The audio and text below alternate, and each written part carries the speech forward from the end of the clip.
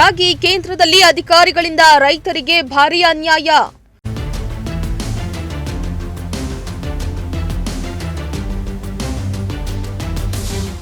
ಹಮಾಲಿ ಕೂಲಿ ಅಂತ 40 ರೂಪಾಯಿ ಪೀಕ್ತಾರು ಸಿಬ್ಬಂದಿ.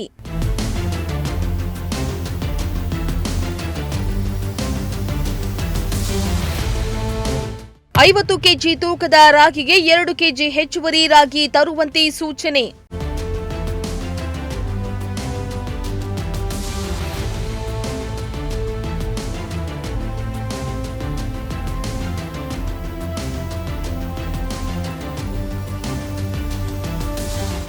ಬೆಂಬಲ ಬೆಲೆ ನೀಡಿ ರೈತರಿಂದ ನೇರವಾಗಿ ರಾಗಿ ಖರೀದಿಸಲು ತುಮಕೂರು ಜಿಲ್ಲೆಯಲ್ಲಿ ಒಟ್ಟು 10 ಕಡೆ ರಾಗಿ ಖರೀದಿ ಕೇಂದ್ರಗಳನ್ನು ತೆರೆಯಲಾಗಿದೆ. ರಾಗಿ ಕೇಂದ್ರ ಸ್ಥಾಪನೆಯಿಂದಾಗಿ ರೈತರು ಖುಷಿಯಿಂದ ತಾವು ಬೆಳೆದ ರಾಗಿ ಬೆಳೆಯನ್ನ ಮಾರಾಟ ಮಾಡಲು ಮುಂದಾಗಿದ್ದಾರೆ. ಅಲ್ಲದೆ ಇಲ್ಲ ಸಲ್ಲದ ನೆಪ ಹೇಳಿ ರೈತರಿಂದ ರಾಗಿ ಕೇಂದ್ರದ ಸಿಬ್ಬಂದಿಯಿಂದ ಹಣ ವಸೂಲಿ ಮಾಡುತ್ತಿದ್ದಾರೆ ಎಂಬ ಆರೋಪ ಕೇಳಿ ಬರ್ತಾ ಇದೆ.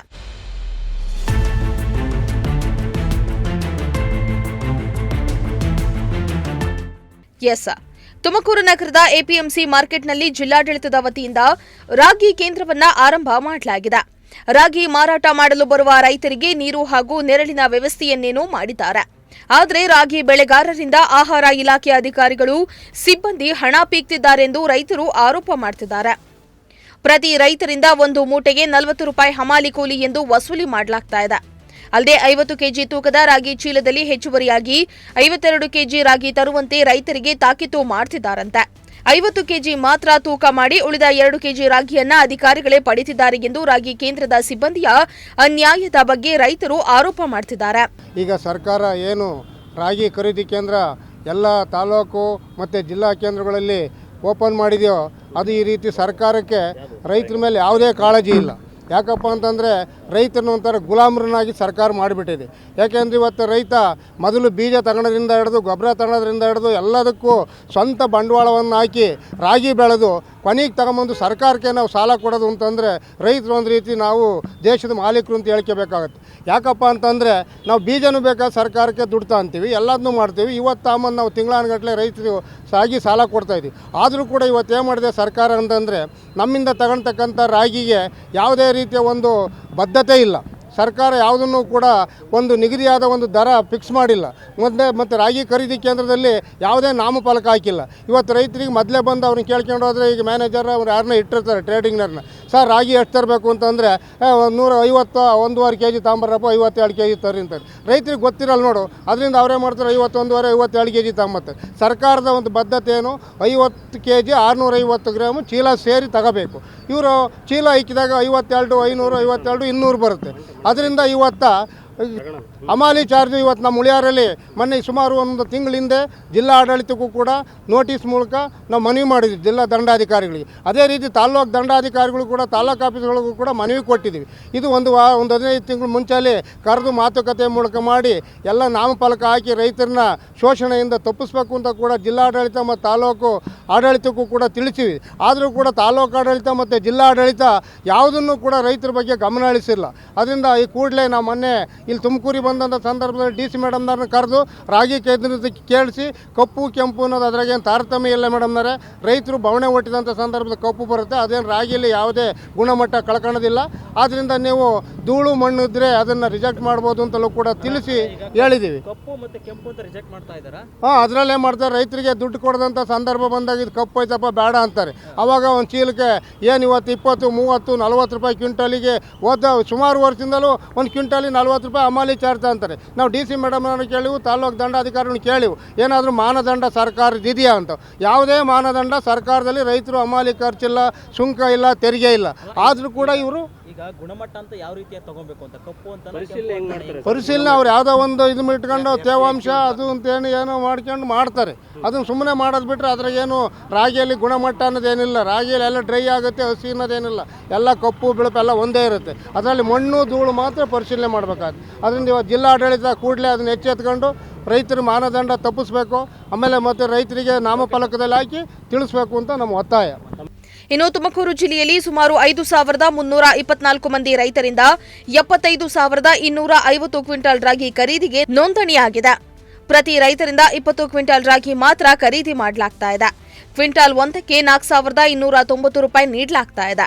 ಈ ನಡುವೆ ಹಮಾಲಿ ಕೂಲಿ ಎಂದು ಪ್ರತಿ ಕ್ವಿಂಟಾಲ್ಗೆ 40 ರೂಪಾಯಿ ಕಾನೂನು ಬಾಹಿರವಾಗಿ ವಸೂಲಿ ಮಾಡಲಾಗ್ತಾ ಇದೆ. ಅಂದ್ರೆ ಸರಿಸುಮಾರು 30 ಲಕ್ಷ ರೂಪಾಯಿ ವಸೂಲಿ ಮಾಡಲು ಆಹಾರ ಇಲಾಖೆ ಹೊರಟಿದೆ. ಆಹಾರ ಇಲಾಖೆಯ ನಡೆಯನ್ನ ರೈತ ಸಂಘ ಖಂಡಿಸಿ ನಿನ್ನೆ ಪ್ರತಿಭಟನೆಯನ್ನ ಕೂಡ ನಡೆಸಿದ್ದು, ಕ್ರಮ ತೆಗೆದುಕೊಳ್ಳುವಂತೆ ಫುಡ್ ಡಿಡಿಗೆ ಮನವಿಯ ಮೂಲಕ ದೂರನ್ನ ನೀಡಿದ್ದಾರೆ. ಕಳೆದ ಒಂದು ವಾರದಿಂದ ತುಮಕೂರು ಜಿಲ್ಲೆಯಲ್ಲಿ ರಾಗಿ ಕೇಂದ್ರಗಳಲ್ಲಿ ರಾಗಿ ಖರೀದಿ ಪ್ರಾರಂಭ ಆಗಿದೆ. ಇದುವರೆಗೆ ನಾವು ಜನವರಿನಲ್ಲಿ ಜಿಲ್ಲಾಧಿಕಾರಿಗಳಿಗೆ ಮನವಿಯನ್ನು ಮಾಡಿದ್ವಿ. ರಾಗಿ ಖರೀದಿ ಕೇಂದ್ರಗಳಲ್ಲಿ ಕಳೆದ ವರ್ಷ ಭಾಳಷ್ಟು ಅನ್ಯಾಯ ಅಕ್ರಮಗಳು ನಡೆದಿದೆ, ಈ ಸಾರಿ ಆಗಬಾರ್ದು ಅಂತೇಳಿ ನಾವು ಒತ್ತಾಯ ಮಾಡಿ ಮನವಿಯನ್ನು ಕೊಟ್ಟಿದ್ವಿ. ಏನು ಕಳೆದ ಸಾಲಿನಲ್ಲಿ ಒಂದು ಚೀಲಕ್ಕೆ 30 ರೂಪಾಯಿ ಹಮಾಲಿ ಅಂತೇಳಿ ತೊಗೊಂಡ್ರು. 50 kg ಚೀಲಕ್ಕೆ ಸುಮಾರು 2 ರಿಂದ 3 kg ಹೆಚ್ಚುವರಿ ರಾಗಿಯನ್ನು ತೂಕ ಮಾಡಿ ಪ್ರತಿ ರೈತನಿಗೆ ಸಾವಿರಾರು ರೂಪಾಯಿ ನಷ್ಟ ಆಯಿತು. ಹಲವಾರು ಸಾರಿ ನಾವು ಸರ್ಕಾರದ ಆಡಳಿತಕ್ಕೆ ಗಮನಕ್ಕೆ ತಂದ್ವಿ, ಯಾವುದೂ ಕ್ರಮ ತಗೊಳ್ಳಿಲ್ಲ. ಈ ಸಾರಿ ಆಗಬಾರ್ದು ಅಂತೇಳಿ ನಾವು ಮುನ್ನೆಚ್ಚರಿಕೆ ವಹಿಸ್ಕೊಂಡು ಮನವಿಯನ್ನು ಮಾಡಿದ್ವಿ. ಇದುವರೆಗೆ ಏನು ವಾರದಿಂದ ನಡೀತಾ ಇದೆ, ಪ್ರತಿ ಏನು ರಾಗಿ ಖರೀದಿ ಕೇಂದ್ರಗಳಲ್ಲಿ ನಾವು ಭೇಟಿ ಮಾಡಿದ್ದೀವಿ. ಯಾವುದೇ ಒಂದು ವ್ಯವಸ್ಥಿತವಾದಂಥ ಮಾರ್ಗಸೂಚಿ ಇಲ್ಲ. ಏನು ಸರ್ಕಾರಿ ನಿಯಮ ಇದೆ, 50 kg ಚೀಲಕ್ಕೆ ಚೀಲ ಸೇರಿ 50 kg 650 ಗ್ರಾಮ್ ತೂಕ ಮಾಡಬೇಕು. ಆದರೆ ಇವರು ಪ್ರತಿ ಚೀಲನ 52 kg ತೂಕ ಮಾಡ್ತಿದ್ದಾರೆ. ಮತ್ತು ಹಮಾಲಿ ತೊಗೋಬಾರ್ದು ರೈತರ ಕಡೆಯಿಂದ.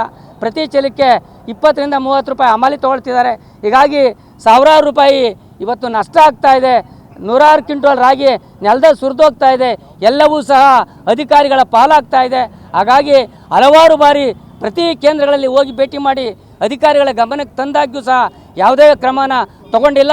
ಕಳೆದ ಶನಿವಾರ ನಾವು ತುಮಕೂರಲ್ಲಿ ಬಂದು ಪರಿಶೀಲನೆ ಮಾಡಲಾಗಿ ಅಲ್ಲಿರೋಂಥ ಅಧಿಕಾರಿಗಳು ರೈತರಿಗೆ ಮುಂಚೆಲೇ ಹೇಳಿರ್ತಾರೆ, ನೀವು ರಾಗಿನ 52 kg ತುಂಬ್ಕೊಂಬನ್ನಿ ಅಂತೇಳಿ. ತುಂಬ್ಕೊಂಬಂದಂಥ ರಾಗಿಯನ್ನು ತಮ್ಮ ಚೂಲಿಗೆ ಸುರ್ಕೊಂಡು ಹಾಗೇನೆ ಅವ್ರು ನಿಟ್ಟು ಮಾಡಿ ಹಾಕ್ಕೊಳ್ತಾರೆ. ಅವ್ರು ಇಲ್ಲಿ ತೂಕನೂ ಮಾಡೋದಿಲ್ಲ. ಕೇಳಿದರೆ ನಾವಾಗಲೇ ತೂಕ ಮಾಡಿದ್ದೀವಿ, ಕರೆಕ್ಟಾಗಿದೆ, ನೀವು ಅದ್ರ ಬಗ್ಗೆ ಚಿಂತೆ ಮಾಡಬೇಡಿ ಅಂತ ಹೇಳ್ತಾರೆ. ಮೂಲ ಸೌಕರ್ಯಗಳನ್ನು ಕೊಟ್ಟಿಲ್ಲ. ಏನು ಭಾಳ ವಿಶೇಷವಾಗಿ ಶೌಚಾಲಯ ವ್ಯವಸ್ಥೆ ಎಲ್ಲೂ ಸಹ ಇಲ್ಲ. ಏನೋ ಕುಡಿಯೋ ನೀರು ಅಲ್ಪ ಸ್ವಲ್ಪ ಕೊಡ್ತಾರೆ, ನೆರಳಿನ ವ್ಯವಸ್ಥೆ ಅರೆಬರೆ ಇದೆ, ಎಲ್ಲವೂ ಸಹ ಅವ್ಯವಸ್ಥೆ ಇದೆ. ಕೋಟ್ಯಾಂತರ ರೂಪಾಯಿ ಸರ್ಕಾರಿ ಹಣ ಪೋಲಾಗ್ತಾ ಇದೆ. ಈ ಪೋಲಾಗಂಥ ಹಣವನ್ನು ಜಿಲ್ಲಾಡಳಿತ ವ್ಯವಸ್ಥಿತವಾಗಿ ಮಾಡ್ಬೋದಾಗಿತ್ತು. ಆದರೆ ಜಿಲ್ಲಾಡಳಿತಕ್ಕೆ ಎಲ್ಲೋ ಒಂದು ಕಡೆ ಕಾರ್ಯದ ಒತ್ತಡ ಅಂತ ಕಾಣ್ತದೆ. ಯಾರ್ದಾನ ಹೋಗಲಿ ನಮ್ಮದೇನು, ಯಾರಪ್ಪನ ಮನೆ ಗಂಟು ಹೋದ್ರು ನಮ್ಮದೇನು, ನಮಗೇನು AC ರೂಮ್ ಇದೆ, ಬಂಗ್ಲೆ ಇದೆ, ಸರಿಯಾದ ಸವಲತ್ತು ಕೊಟ್ಟಿದ್ದಾರೆ, ಏನಾಗಲಿ ಬಿಡು ಸರ್ಕಾರಿ ಹಣ ತಾನೇ ಅನ್ನೋಂಥ ಉದಾಸೀನ ಇದಿದೆ. ಇದು ಇರಬಾರ್ದು. ಪ್ರತಿಯೊಬ್ಬ ಪ್ರಜೆಯ ತೆರಿಗೆ ಹಣದಲ್ಲಿ ಇವತ್ತು ವ್ಯವಸ್ಥೆ ನಡೆಯುವಂಥದ್ದು. ಆ ತೆರಿಗೆ ಹಣಕ್ಕೆ ಮೌಲ್ಯನ ಕಳೀತಾ ಇದೆ. ಅದರಿಂದ ಕೂಡಲೇ ಎಚ್ಚೆತ್ತು ಸರ್ಕಾರ ಏನು ಇವತ್ತು ತುಮಕೂರು ಜಿಲ್ಲೆಯಲ್ಲಿ ಅವ್ಯವಸ್ಥೆ ನಡೀತಾ ಇದೆ, ಇದನ್ನು ಸರಿಪಡಿಸುವಂಥ ಕೆಲಸ ಮಾಡಬೇಕು ಅಂತೇಳಿ ಇವತ್ತು ನಾವು ತುಮಕೂರು ಜಿಲ್ಲಾಧಿಕಾರಿ ಕಚೇರಿಗಳ ಮುಂಭಾಗದಲ್ಲಿ ಧರಣಿಯನ್ನು ಮಾಡ್ತಾ ಇದ್ದೇವೆ. ಕರ್ನಾಟಕ ರಾಜ್ಯ ರೈತ ಸಂಘಕ್ಕೆ ರಾಗಿ ಕೇಂದ್ರದಲ್ಲಿ ರಾಗಿ ಬೆಳೆಗಾರರಿಂದ ಅಕ್ರಮವಾಗಿ ಹಣ ವಸೂಲಿ ಮಾಡ್ತಿದ್ದಾರೆ. ಅಂತಹವರ ವಿರುದ್ಧ ಕ್ರಮ ಕೈಗೊಳ್ಳುವುದಾಗಿ ಆಹಾರ ನಾಗರಿಕ ಸರಬರಾಜು ಇಲಾಖೆಯ ನಿರ್ದೇಶಕ ಮಂಟೇಸ್ವಾಮಿ ಭರವಸೆಯನ್ನ ಕೊಟ್ಟಿದ್ದಾರೆ. ಈಗ ಹಮಾಲಿ ಚಾರ್ಜು ಸರ್ಕಾರನೇ ಕೊಡ್ತಾ ಇದೆ. ಸರ್ಕಾರದಿಂದ ನಾವು ಹಮಾಲಿ ಚಾರ್ಜ್ ಕೊಡ್ತೀವಿ. ಮತ್ತು 2 kg ಹೆಚ್ಚುವರಿ ಕೊಡೋಂಗಿಲ್ಲ. ನಾವು ಎಲ್ಲವೂ ರೈತರಿಗೆ ನಾವು ಮಾಹಿತಿ ಕೊಟ್ಟಿದ್ದೀವಿ, ಪ್ರೆಸ್ ಸ್ಟೇಟ್ಮೆಂಟ್ ಕೊಟ್ಟಿದ್ದೀವಿ. ಮತ್ತು ಜಿಲ್ಲಾಧಿಕಾರಿಗಳು ಸಹ ಇದ್ರ ಬಗ್ಗೆ ಸ್ಪಷ್ಟನೆ ಕೊಟ್ಟಿದ್ದಾರೆ. ಕೆಲವರು ರೈತರು ಬಂದು ಈ ಥರ ಹೆಚ್ಚುವರಿ ತಗೋತದೆ ಅಂತ ನಮಗೊಂದು ರೈಟಿಂಗಲ್ಲಿ ಕೊಟ್ಟಿದ್ದಾರೆ. ಮೊನ್ನೆ ಬೆಳಿಗ್ಗೆ ನಾನು ಇದ್ದೆ, ಜಿಲ್ಲಾಧಿಕಾರಿಗಳು ಇದ್ದರು, ಸೊ ಕೊಟ್ಟಿದ್ದಾರೆ. ಸೊ ಅದನ್ನು ನಾವು ಪರಿಶೀಲನೆ ಮಾಡ್ತೀವಿ. ಏನಾರು ಆ ಥರ ಕಂಡು ಬಂದಲ್ಲಿ ಅವ್ರ ಮೇಲೆ ಕ್ರಮ ಜರುಗಿಸ್ತೀವಿ. ನಾವು ಸದ್ಯಕ್ಕೆ ಕೇಳೋದು ರೈತರಿಗೆ ಇಷ್ಟೇ, ಎಲ್ಲ 11 ಖರೀದಿ ಈಗ 10 ಖರೀದಿ ಕೇಂದ್ರಗಳಲ್ಲಿ ಸುಗಮವಾಗಿ ಖರೀದಿ ಪ್ರಕ್ರಿಯೆ ನಡೀತಾ ಇದೆ. ರೈತರು ಬಂದು ನಿಂತ್ಕೊಳ್ಳೋಕ್ಕೆ ನೆರಳು ಮಾಡಿದ್ದೀವಿ, ಕುಡಿಯೋಕ್ಕೆ ನೀರು ವ್ಯವಸ್ಥೆ ಮಾಡಿದ್ದೀವಿ. ಮೂಲಭೂತ ಸೌಕರ್ಯಗಳನ್ನಂತೂ ಆಯಾ APMCಗಳ ಮುಖಾಂತರ ನಮ್ಮ ಜಿಲ್ಲಾಧಿಕಾರಿಗಳು ನಿರ್ದೇಶನದಂತೆ ಕೊಟ್ಟಿದ್ದಾರೆ.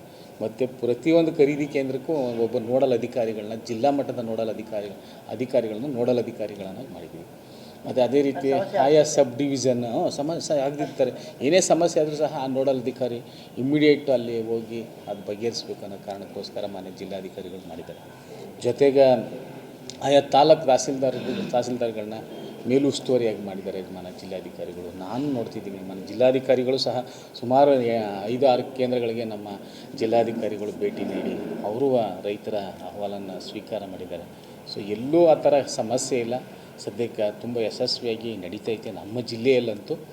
ಏನಾದರೂ ಆ ಥರ ಸಣ್ಣ ಪುಟ್ಟ ಏನಾದರೂ ಸಮಸ್ಯೆಗಳಿದ್ದಲ್ಲಿ ನಾವು ಖಂಡಿತ ನಾವು ರೈತರಿಗೆ ತೊಂದರೆ ಆಗದಿದ್ದ ಥರ ನಾವು ನೋಡ್ಕೊತೀವಿ. ಖರೀದಿಯನ್ನು ಯಶಸ್ವಿಯಾಗಿ ಮಾಡಬೇಕು ಅಂತೇಳಿ ಎಲ್ಲ ಅಧಿಕಾರಿಗಳು, ಬೇರೆ ಈಗ ಅಗ್ರಿಕಲ್ಚರ್ ಡಿಪಾರ್ಟ್ಮೆಂಟ್ ಇಲಾಖೆಯವರು, ನಮ್ಮ ಫುಡ್ ಡಿಪಾರ್ಟ್ಮೆಂಟ್ನವರು, ಫುಡ್ ಕಾರ್ಪೊರೇಷನ್ನವರು, ತಹಸೀಲ್ದಾರ್ಸು, ಆಲ್ ಸಬ್ ಡಿವಿಷನ್ ಸಿಗಳನ್ನ ಆಯಾ ಸಬ್ ಡಿವಿಷನ್ಗೆ ಸೂಪರ್ವಿಷನ್ ಆಗಿ ಗುಣಮಟ್ಟದ ರಾಗಿ ಖರೀದಿ ಮಾಡ್ತಿದ್ದಾರೆ ಇಲ್ವಾ ಅಂತಂತೇಳಿ ಸೊ ಅದನ್ನು ನೋಡಿಕೊಳ್ಳಿಕ್ಕೆ ಜಿಲ್ಲಾಧಿಕಾರಿಗಳು ಸತೆ ಸಾಕಷ್ಟು ನಾವು ಮುಂಜಾಗ್ರತೆ ಕ್ರಮವನ್ನು ನಾವು ವಹಿಸಿದ್ದೀವಿ. ಸೊ ಸದ್ಯಕ್ಕಂತೂ ಯಾವುದೇ ರೀತಿಯಾದಂಥ ತೊಂದರೆ ಇಲ್ಲ. ಈಗ ನಿಮಗೆ ಗಮನಕ್ಕೆ ಬರ್ತದೆ ಇರ್ಬೋದು, ಬಟ್ ಕೆಳ ಹಂತದಲ್ಲಿ ಈಗ ಸಿಬ್ಬಂದಿಗಳು ಅಂತ ಅಲ್ಲಿ ತೂಕ ಹಾಕುವಂಥದ್ದು ಇವರು ಅವ್ರು ಏನಾದರೂ ಈಗ ನೋಡಿ, ಈಗ ಅದಕ್ಕೆ ತೂಕ ಮತ್ತು ಅಳತೆಯಲ್ಲಿ ಏನಾದರೂ ವ್ಯತ್ಯಾಸ ಇದ್ದರೆ ಅದಕ್ಕೂ ನಾವು ವೆಯ್ಟ್ಸ್ ಆ್ಯಂಡ್ ಮೆಜರ್ಮೆಂಟ್ಸು ಕಂಟ್ರೋಲ್ ಅದು ಕಾನೂನು ಮಾಪನ ಶಾಸ್ತ್ರ ಇಲಾಖೆಯವರಿಗೆ ನಾವು ಆದೇಶ ಮಾಡಿದ್ದಾರೆ ಜಿಲ್ಲಾಧಿಕಾರಿಗಳು. ಫ್ರೀಕ್ವೆಂಟಾಗಿ ಅವರು ಖರೀದಿ ಕೇಂದ್ರಗಳಿಗೆ ಭೇಟಿ ಕೊಡಬೇಕು. ಅಲ್ಲಿ ಏನಾದರೂ ತೂಕದಲ್ಲಿ ವ್ಯತ್ಯಾಸ ಆದರೆ ತಕ್ಷಣ ನೀವು ಅದರಲ್ಲಿ ಸರಿಪಡಿಸಬೇಕು. ಅದಕ್ಕೆ ದಂಡ ಹಾಕೋದು, ಇನ್ನೊಂದು ಸರ್ಕಾರದ ನಿಯಮಾವಳಿ ಪ್ರಕಾರ ಅವ್ರು ಏನು ಕ್ರಮ ವಹಿಸಬೇಕು ಅಂತಲೂ ಸಹ ಜಿಲ್ಲಾಧಿಕಾರಿಗಳು ಈಗಾಗಲೇ ಅವ್ರಿಗೆ ಆದೇಶವನ್ನು ಮಾಡಿದ್ದಾರೆ. ಅವರು ಸಹ ಆಗಿಂದಾಗೆ ವಿಸಿಟ್ ಮಾಡ್ತಾಯಿದ್ದಾರೆ. ಸೊ ಏನು ಆರೋಪಗಳಿಗೆ ಬೆಳಿಗ್ಗೆ ಬಂದು ಕೆಲವು ಒಂದು 8ರಿಂದ 10 ಜನ ರೈತರು ಬಂದು ನಮಗೊಂದು ಮನವಿ ಕೊಟ್ಟಿದ್ದಾರೆ, ಈ ಥರ ನೀವು ಹೆಚ್ಚುವರಿ ತಗೋತಾ ಇದ್ದಾರೆ ನಮ್ಮಲ್ಲಿ ನಿಮ್ಮ ಕೇಂದ್ರಗಳಲ್ಲಿ ಅಂತ. ಜೊತೆಗೆ ಈಗ ನಾನು ಅವ್ರಿಗೆ ಕೇಳಿದ ಪ್ರಶ್ನೆ ಇಷ್ಟೇ, ರೈತರು ಎಲ್ಲೋ ಒಬ್ಬರು ಹೊರಗಡೆ ಅಮಾಲ್ರಿ ಯಾರು ಇಸ್ಕೊತಾರೋ ಅಂತ ನಮಗೂ ಗೊತ್ತಿರಲ್ಲ. ನಮ್ಮಲ್ಲಿ ಕೆಲಸ ಮಾಡೋರು ಪ್ರಿಮೈಸಸ್ ಒಳಗಡೆ ಇರ್ತಾರೆ. ಅವ್ರು ಏನಾದರೂ ಆ ಥರ ತಪ್ಪು ಮಾಡಿದರೆ ನಾವು ಅಮಾಲ್ರನ್ನ ತೆಗಿತೀವಿ, ಬೇರೆ ಅಮಾಲ್ರನ್ನ ಹಾಕೊಂಡು ಮಾಡಿಸ್ತೀವಿ. ಸೊ ಇವೆಲ್ಲ ಟ್ರಾನ್ಸ್ಪೋರ್ಟ್ರು ಅವ್ರದ್ದು ಜವಾಬ್ದಾರಿ. ಮತ್ತು ಸರ್ಕಾರನೂ ಸಹ ಅದಕ್ಕೆ ಅಮಾಲಿ ಚಾರ್ಜಸ್ ಅಂತೇಳಿ ಅವ್ರಿಗೆ ನಿಗದಿಪಡಿಸಿ ಕೊಡ್ತಾ ಇದೆ. ಅದರಿಂದ ಸದ್ಯಕ್ಕಂತ ಏನು ಆ ಥರದ ಸಮಸ್ಯೆ ಇಲ್ಲ. ಅವ್ರಿಗೆ ಮನವಿ ಪ್ರಕಾರ ನೋಡ್ತೀವಿ. ಒಟ್ನಲ್ಲಿ ರೈತರಿಗೆ ಅನ್ಯಾಯ ಆಗಬಾರ್ದೆಂದು ಸರ್ಕಾರ ರಾಗಿ ಖರೀದಿ ಹಣವನ್ನ ರೈತರ ಖಾತೆಗೆ ನೇರವಾಗಿ ಜಮಾ ಮಾಡ್ತಾ ಇದೆ. ಆದರೆ ಸರ್ಕಾರ ರಂಗೋಲಿ ಕೆಳಗೆ ತೂರಿದ್ರೆ ಅಧಿಕಾರಿಗಳು ಚಾಪೆ ಕೆಳಗೆ ತೂರಿ ರೈತರಿಂದ ಹಣ ಪೀಕ್ತಾ ಇರುವುದು ದುರಂತವೇ ಸರಿ.